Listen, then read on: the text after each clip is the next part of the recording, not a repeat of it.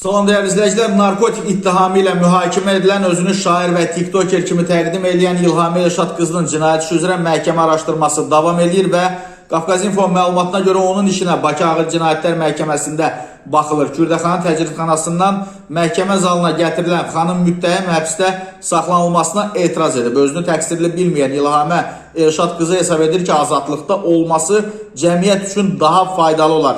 Stat: Bugün müqəddəratım həll olunur, əziyyət çəkib bu qədər əsərlər yazmışam. Mən sıradan bir adam deyiləm, mən jurnalistəm, narkotik çəkən deyiləm. Tərtəmizəm, gül kimi də qızam. Prosesin davamında evdə əməliyyat keçirən polislər şahid qismində ifadə veriblər. Onlar təqsirləndirilən şəxsin əsassız tutulmasını və başqa iddialarını təkzib ediblər. Daxil olmuş məlumat əsasında mənzilində əməliyyat keçirmişik, evdə narkotik aşkar edilib.